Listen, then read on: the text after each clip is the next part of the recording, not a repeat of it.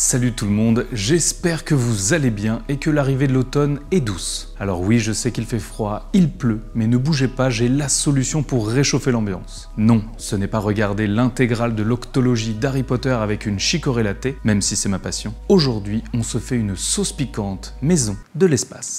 Back on deck on my fly shit. Really on my shit. Pay some respect to my mindset. Head blowing smoke, catch a contact. Niggas really mad they can't stop us. Back on the scene, young conscious. Always been me, young poppin'. I ain't really here for the gossip, nah. Blah blah blah, yeah I'm hot bitch. Try to play me, but you tried it. Bon, aujourd'hui, comme vous pouvez le voir, on n'est pas dans ma cuisine. On n'est pas non plus dans mon studio, mais soyez patients, ça va arriver vite, promis. Je suis tellement impatient si vous saviez. C'est avec une émotion toute particulière que je fais cette vidéo aujourd'hui, car si vous me suivez depuis longtemps, vous savez qu'on a déjà fait une hot sauce. Alors c'était au tout début de ma chaîne, avant même qu'on relance les recettes sur YouTube. Eh bien aujourd'hui, c'est un peu la suite de cette histoire. Je serai comme la première fois accompagné du maestro des habaneros, Thibaut, qui a bien grandi lui aussi, vous allez voir. Mais surtout, la première fois, nous avions fait 18 flacons. Cette fois-ci, on va en faire légèrement plus, vous allez voir. Bref, vous m'aviez manqué, alors je blablate, mais pour résumer, on va donc réfléchir à la sauce que nous allons faire, la vibe qu'on veut lui donner, la piquance, les produits pour la recette. On va évidemment préparer des litres de sauce, bosser l'univers graphique pour lui donner du style, et la goûter, cela va de soi. Et comme vous êtes les meilleurs, à la fin de la vidéo, je vous montrerai une recette ultra coquine pour l'utiliser à sa juste valeur. Alors sortez la chantilly, ça va envoyer du pili-pili. Ça va? Ça va mec? Ça va et toi? Tranquille. On a un peu step up. Et on va commencer par faire un petit tour. T'es là, le premier employé de Sweat. On est à la Sweat Factory. Ça c'est pour aujourd'hui ça? Ouais. Ça c'est les tomates Petit teasing. du domaine La Falise. Là on arrive dans le cœur de la machine. C'est le lab, Trop bien. Mathias. Bonjour Mathias. C'est là que j'invente les recettes et en même temps qu'on fabrique les sauces. C'est un peu un level supplémentaire qu'on a débloqué grâce au lieu ici. C'est que je peux faire les tests de fermentation, de vinaigre, etc. D'une manière super confortable. Il y a beaucoup des ingrédients que j'utilise dans les recettes qui sont des ingrédients que je fabrique. Ça arrive à te mettre des petites strates supplémentaires que tu pourrais pas avoir avec juste des produits bruts, même si c'est très bien. T'es un petit druide quand même. Je vois des trucs de citra. Ça on l'avait pas utilisé mais tu m'en avais filé. Du coup vinaigre macéré houblon. À un moment donné, pour intégrer certains goûts, malheureusement on peut pas utiliser des produits frais. Par exemple des herbes, tu vois par exemple le basilic, on en parlera tout à l'heure aussi. Si tu le mets frais dans une sauce, ça va mourir en fait. Pour ce genre de truc, moi je travaille des vinaigres que je fais macérer avec différentes méthodes. Selon ce que je fais macérer, j'arrive à en fait fixer des arômes que tu peux pas fixer autrement. Ce qui est bien, c'est que le vinaigre dans la sauce piquante, j'en ai besoin quoi qu'il arrive. Ouais. Parce que pour la conservation. Et la conservation. Ça te permet aussi de pouvoir faire du zéro gâchis quoi. Ouais, absolument. Ça, quoi. Tu vois, par exemple là, j'ai des tests un peu bizarres. Ça, c'est des peaux de fruits, la peau des fruits de la passion. Non seulement tu vas fixer certains arômes, mais tu vas en découvrir des nouveaux. Et c'est ça qui fait que les sauces Sweat sont peut-être un peu différentes des autres. C'est-à-dire que tu vas regarder les ingrédients sur l'étiquette, c'est pas parce que tu vas mettre tous ces ingrédients-là dans une casserole que tu auras le même résultat. Certains produits, une fois qu'ils fermentent ensemble, qui produisent un nouveau goût en fait. La base de la sauce piquante, normalement, la sauce piquante Tabasco, c'est ce qu'on appelle une fermentation, mais pour moi, c'est pas vraiment une fermentation, c'est plus une conservation au sel. Ils mettent le piment dans des fûts, ils mettent du sel dessus, ils attendent 3 ans. C'est plus un assaisonnement. Ouais. Moi, ce que je fais, c'est des fermentations complexes et vraiment des lactofermentations. De l'eau et du sel, mais très peu de sel. Ça me permet d'avoir des assemblages d'arômes qui sont vraiment beaucoup plus complexes. Tu peux pas savoir ce que ça va donner vraiment avant d'attendre 6 mois, 1 an. T'es pas garanti du résultat, tu vois. Après ça peut être aussi un résultat différent auquel de ton but initial, mais qui devient très cool. Souvent. Ouais. Ce qui s'appelle la sérendipité. Bon, nous, on fait des sauces en édition limitée avec les saisons. Donc, par exemple, on fait une sauce qui est la Forever. C'est fraise verveine. On l'a fait au mois de juin tous les ans. J'en profite pour prendre certaines fraises qu'on a, qui sont des super bonnes fraises à chaque fois, et de lancer des tests de fermentation. C'est pour le liquide, donc qu'on appelle la saumure. C'est pour moi le porteur de toute la richesse du goût dans une fermentation. La lactofermentation, c'est le développement de bactéries. T'as juste assez de sel pour que les mauvaises bactéries se développent pas. Mais donc les bonnes bactéries se développent, elles digèrent le sucre des aliments. À la fin, le milieu est complètement acide parce qu'elles ont mangé tout le sucre. Et là, elles meurent. Et à la base, la fermentation, c'est juste une manière de conserver le surplus de ta production de tomates dans ton jardin. C'était un truc que toutes les grand-mères faisaient. Oui. Le vinaigre de basilic qu'on va mettre dans la sauce. Ah, c'est abusé.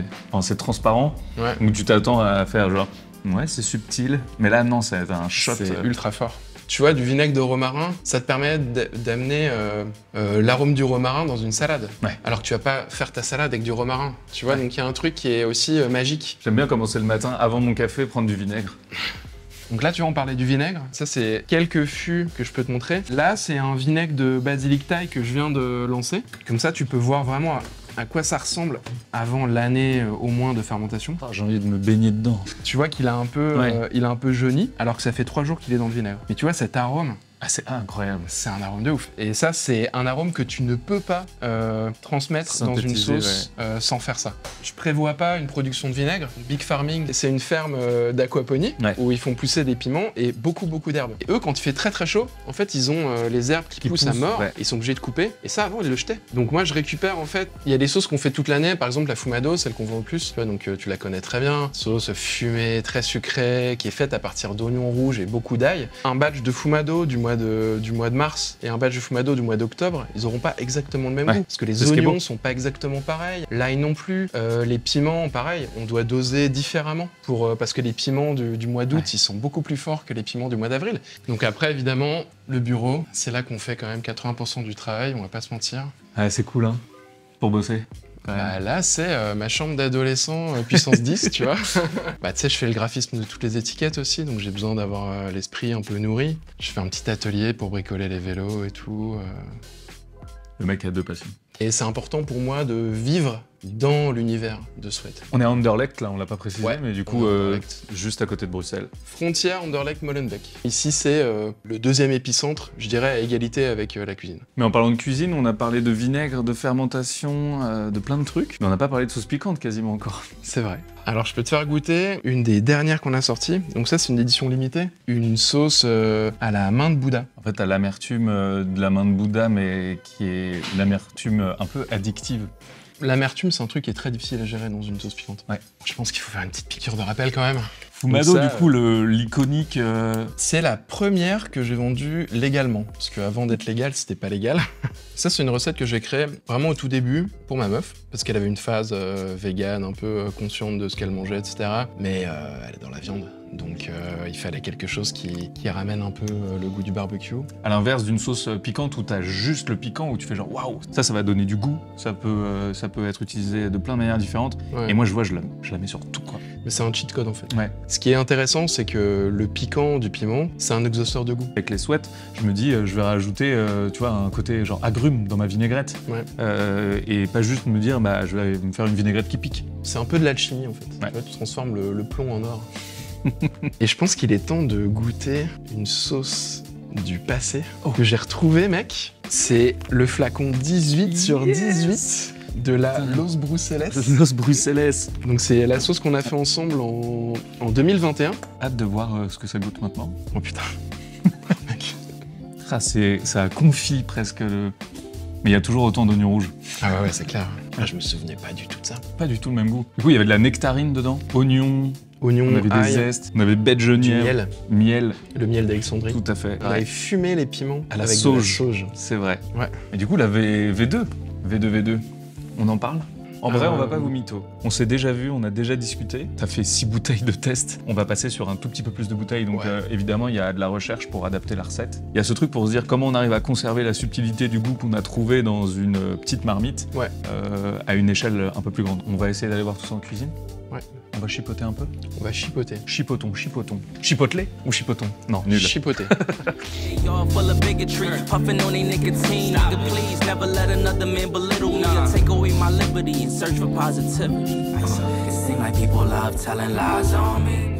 Alors, parlons peu, parlons bien. Avec Thibaut, nous avions envie de refaire une sauce tous les deux, mais avec l'ambition cette fois-ci de pouvoir en faire profiter un maximum de monde. Et donc, vous pourrez la choper à la super supérette, notre pop-up à Paris la semaine prochaine, mais aussi juste après sur le site de Sweat et chez ses revendeurs partout en France et en Belgique. Mais donc, avec cette envie de la faire découvrir à tous, on voulait aussi être le plus inclusif possible en ayant une sauce piquante avec beaucoup de subtilité, de gourmandise et la chaleur du piment, mais sans emporter la moitié du palais. On s'est dit que pour inclure un maximum de monde dans ce projet, il fallait que la sauce contienne des marqueurs forts qui parlent à tout le monde. Et après avoir réfléchi ensemble quelques minutes, on a trouvé, c'était évident. Un plat qui ramène à l'enfance, que tout le monde a déjà goûté au moins une fois dans sa vie, gourmand et régressif, la bolognaise. Et oui, une bonne bolo, ça fait toujours plaisir. Car oui, l'idée ici c'est de montrer que la sauce piquante c'est un ingrédient du quotidien et qu'on peut le mettre dans tout pour condimenter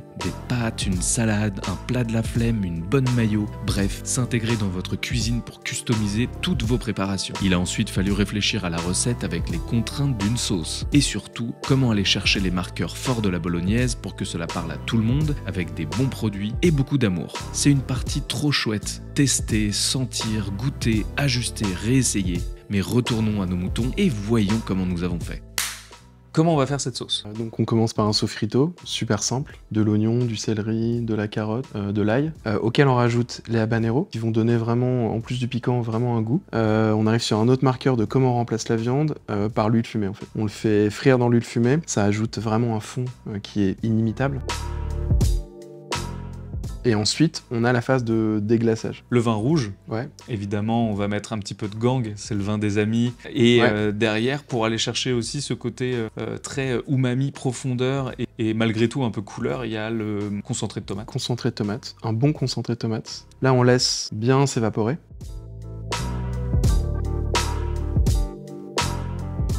On rajoute vraiment tous les autres ingrédients, parce que là, ça va être la phase de mijotage. Donc évidemment les tomates, donc le reste des carottes, le reste des oignons, le reste de l'ail, le reste du céleri. Une des grosses contraintes de la sauce piquante, c'est l'acidité. Donc là, on va travailler avec du vinaigre, donc 2 types de vinaigre pour cette sauce-là. D'abord un vinaigre de Modène, donc ça va t'amener vraiment un fond aussi super important pour mimiquer le mijotage d'une bolo pendant toute la journée. C'est d'essayer de contrebalancer le gras, le sel, le sucre avec de l'acidité, quoi. Ouais. Et ensuite, un vinaigre que j'ai fait vieillir avec du basilic frais. Donc c'est le vinaigre qu'on a vu tout à l'heure, finalement, voilà, un peu dans la même mécanique. Exactement ça.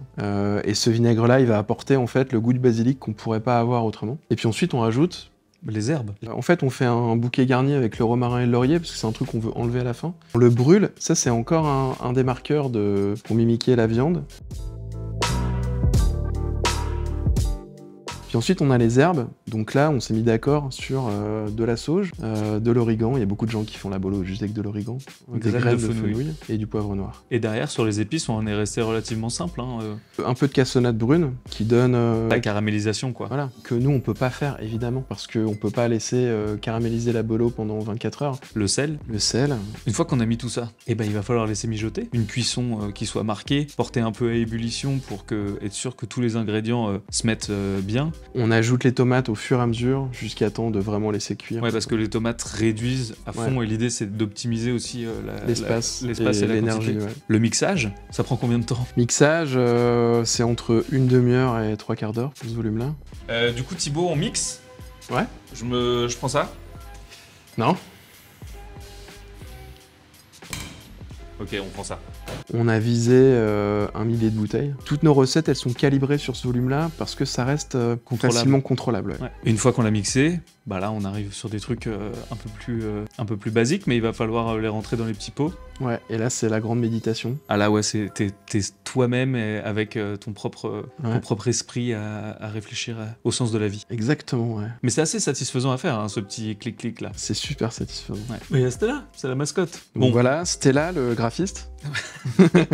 L'idée, c'était de pouvoir trouver une étiquette. Toi, tu as un historique de direction artistique, le graphisme, ça te parle, et du coup, ça fait partie du truc global. L'idée, c'était de partir vraiment sur l'idée de démocratique, quoi. Donc, juste comme un petit manifeste à la main, voilà, comme une affiche sur le mur. Ouais, je le vois un peu comme une to-do, moi, tu vois. C'est quoi les passions dans la vie? C'est bolo, dormir, donc Ouais. manger, dormir, et évidemment le métro, le bar, quoi. Métro, ouais. Pas cool le métro, pas fun. Non. Là, il faut aller mixer la sauce, les gars. Ouais. Parce que sinon... You can't tell me shit now about time. Do you know how many lines I done put down, vibes I done sent out, but we in here. Alors, Maïté. On a fait une sauce, ça c'est déjà bien. Ouais. Mais il faut bien la manger avec quelque chose. Alors, ça veut dire que tu peux boire la paille. Je te propose un truc relativement facile mais qui fait du bien. Un grilled cheese. Une belle miche. Celle-ci vient de chez Cobbs à Bruxelles. C'est magnifique pour le grilled cheese. Bon, un peu de fleur de sel, un peu de poivre. On la joue un peu Italie aujourd'hui. Provolone. Un poquito de mortadelle. Un tout petit peu de Un tout mortadelle. petit peu de mortadelle. Faut pas exagérer quand même. Attends. Un peu de sauce sur le provolone. Je pense que c'est déjà un super match. Fromage, sauce piquante. On peut s'arrêter là. Ouais. Fin de la vidéo, bonne journée, ciao. J'en fais une pour Xavier. Je sens que sinon il va être triste. Tiens. Merci. Je coupe le pain. Ouais. Et toi, tu vas les garnir. De toute façon, je vais faire toute la miche. Hein. Il y a quand même quelques petites bouches à nourrir ici. Je mettrai quand même mortadelle et le fromage au-dessus. Comme ça, il peut rester un peu dedans. Je te propose que tu mettes le fromage. Ok. Je mets la mortadelle. Il n'y a pas trop de règles, mais je mettrai, tu vois, le côté plat là. Du coup, ma grande question, c'est est-ce que c'est pas le moment de mettre la sauce sur le fromage? Entre le fromage et la mortadelle? Ouais. Ouais. Donc là, on utilise le prototype, puisque la sauce est en train de cuire. Et là, je pense le trick, c'est d'en mettre beaucoup et surtout de créer un peu du volume. Après, de toute façon, le grilled cheese va être pressé vu qu'on a une magnifique presse. Moi, je pourrais en manger au petit déjeuner. Je pourrais en manger quand je suis aux toilettes. Je pourrais en manger quand je filme. C'est ce que tu es en train de faire. Voilà, le but, c'est qu'il n'y ait plus de mortadelle dans le sachet, hein, les gars. Franchement, Là, c'est juste ça, c'est sexo. ça. Ouais. Un tout petit peu de poivre à l'intérieur. Est-ce que c'est cool d'en mettre sur l'extérieur aussi? Mais il a tendance à un peu brûler. Écoute, là, il n'y a plus qu'à refermer. Hein. Je pense que ça, c'est chaud. Donc là, tu mets du beurre, en fait. Bah, déjà, avec du beurre, c'est meilleur. Bon, technique de breton. Un peu de fleur de sel, tu vois, sur le beurre. Comme ça va assaisonner l'extérieur du pain. Et du coup, on met la mortadelle vers le bas. Comme ça, le fromage en fondant. Ouh. Vous entendez ça? À l'odeur, je pense qu'on est pas mal. Oh, mec. Waouh. Ça sent bon, hein? Cheers. On aurait pu remettre plus de sauce. C'est vraiment trop bon. C'est un délice, ouais. Mec, la mortadelle en chiffonnade comme ça, là, on va faire goûter à nos amis en bas. We be the fucking movement. Don't ask what we doing, just know we always keep it moving. Watch out for intruders. Still. Ça envoie, non? J'adore réaliser ce genre de vidéos. Donc si vous aimez aussi, n'hésitez pas à me le dire en commentaire. On a plein d'idées dans les tiroirs. Des nouveaux produits, comprendre comment est fait du vinaigre, du vin, de l'huile d'olive. Bref, faites-le nous savoir et on en fera notre affaire. La sauce sera disponible à la Super Supérette à Paris du 17 au 20 octobre. Toutes les infos sont dans la description. Et surtout, pour tous ceux qui ne pourront pas être avec nous, les sauces seront dispo sur le site de Sweat et chez tous les bons vendeurs. N'hésitez pas à vous abonner si ce type de vidéo vous plaît, on en fait plein. On va arriver avec plein de nouvelles choses, les recettes vont arriver très vite car le studio est bientôt fini. N'hésitez pas à partager la vidéo autour de vous, ça nous donne beaucoup de force. Et surtout, on reviendra encore plus fort avec d'autres vidéos. C'était Hugo, vous êtes toujours sur Woogies, bon appétit, ciao. Nelly say it. Uh-oh, this flow here cutthroat. I just reload while they upload. Tell on that merch coming in by the truckload. Gotta do this to the utmost. Run it up like Usain till they unbolt. You won't really learn till you sit down, be humble.